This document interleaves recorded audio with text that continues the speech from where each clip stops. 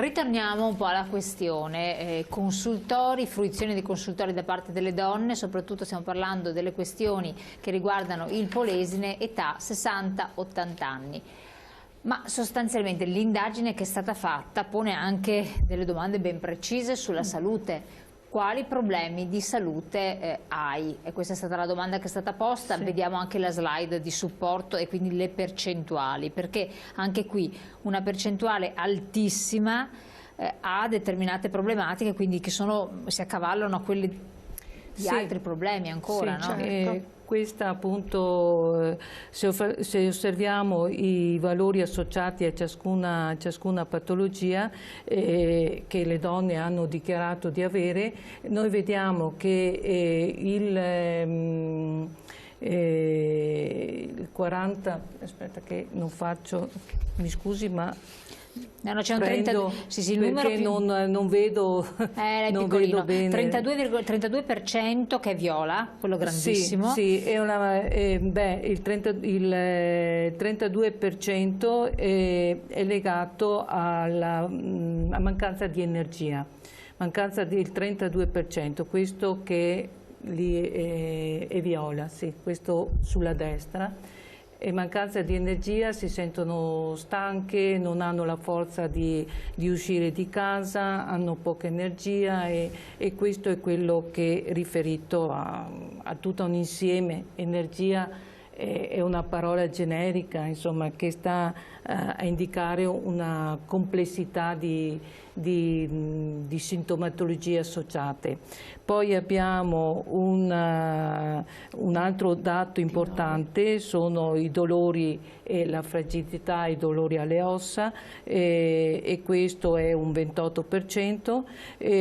Un altro però, quello che ci preme sottolineare è la mancanza di memoria, il 9%, ma c'è un'alta percentuale che soffre di solitudine e insicurezza ad uscire, e di questo, associandolo insieme, vediamo che arriva al 13%, più il 9% che mancanza di memoria. Sono sintomi che molte volte purtroppo possono portare alla depressione e che fanno poi a definire una situazione di estrema fragilità. Ecco, questo soprattutto. Ma potrebbe, qui mi rivolgo alla collega, un consultorio sopperire a questo? Solitudine, mancanza di sicurezza, sono cose tipicamente psicologiche. Sì. Potrebbe? Infatti all'interno della struttura c'è un'equipe di professionisti ed è prevista la figura dello psicologo proprio a supporto, perché lo psicologo non aiuta solo la coppia e le problematiche minorili, ma può aiutare soprattutto anche la persona anziana ad affrontare i problemi di solitudine, ma anche a tranquillizzarla oppure anche orientarla verso altri servizi presenti sul territorio dal punto di vista, diciamo, per trovare delle soluzioni anche dal punto di vista economico, per esempio rivolgersi agli sportelli dei servizi sociali del comune, oppure agli sportelli sociali proprio, oppure ad associazioni particolari. Ecco, in ogni comune credo che ci siano anche delle associazioni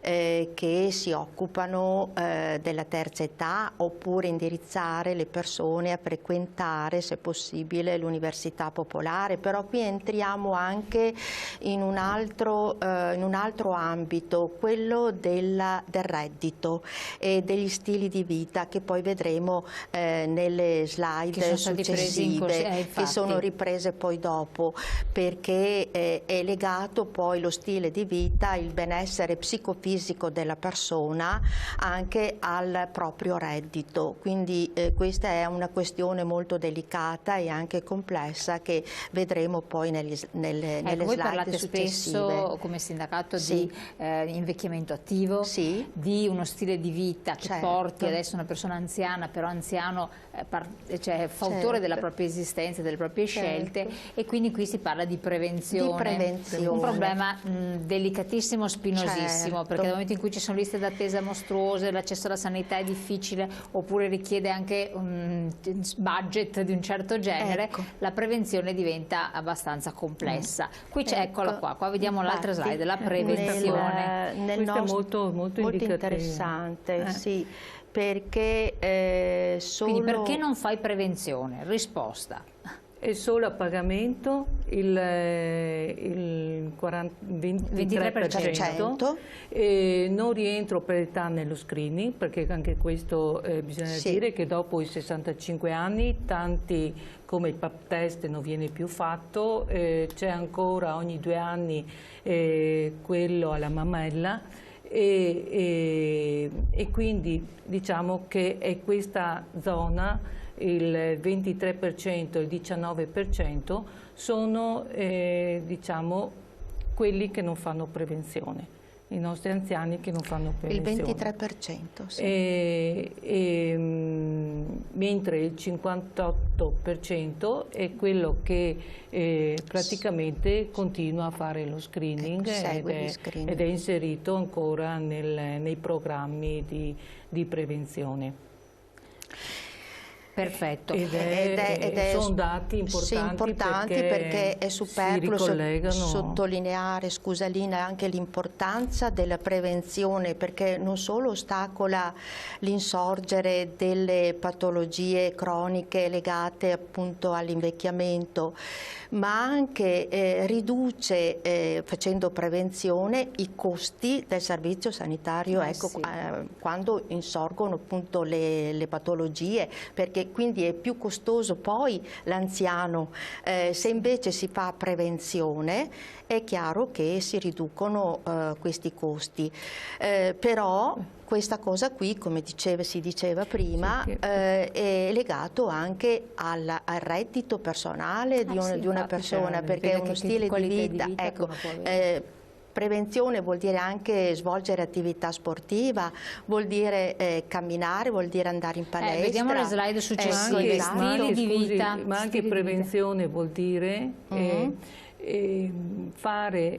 rivolgersi allo specialista giusto, perché prima abbiamo visto che tante donne soffrono di solitudine e soffrono di perdita di memoria. E sappiamo benissimo che queste sintomatologie possono portare poi a patologie degenerative molto gravi, importanti. Può essere sintomi di Alzheimer magari. Può essere sintomi di Alzheimer, quindi poter prevenire con visite giuste, appropriate presso gli ambulatori geriatrici, io penso che sia un qualcosa di positivo, e lì si fa prevenzione. Esatto. Prima di andare in pubblicità abbiamo quest'altra slide che volevo commentare insieme, perché la domanda è: fai attività sportiva o attività culturale? E qui abbiamo delle risposte abbastanza diverse, perché c'è una percentuale del 29%, se non sbaglio, che dice no. Il 30% fa attività sportiva, ma il 29% non fa attività culturale. Il 51% fa entrambe, ma il 49% non fa né l'una né l'altra. C'è la metà? La metà. Non fa niente? Non fa nulla. Quindi altro che come fai a invecchiare attivamente se non fai niente per te stesso? Ti fai prendere dalla pigrizia? La cultura, l'arte, andare al cinema, andare a teatro, sono tutte attività che sono costose per un anziano, e quindi aiuterebbero a sconfiggere diciamo, l'isolamento, la solitudine. Però se uno ha un reddito di un certo tipo, può viaggiare, al cinema, eccetera. Se invece sono questi i problemi grossi che abbiamo riscontrati. Altrimenti poi uno si ricade poi in quello che diceva poi prima Lina, che uno rinuncia anche a curarsi. Quando uno ha una pensione bassa, e molti dei nostri anziani ci dicono che non si rivolgono a specialisti proprio perché non ce la fanno. Non ce la fanno. Detto questo, andiamo in pubblicità, perché poi vediamo anche se queste persone intervistate ritengono di avere un reddito adeguato oppure no, e poi quanto incidono effettivamente le spese sanitarie sul loro reddito. Pubblicità, poi torniamo insieme. Bene.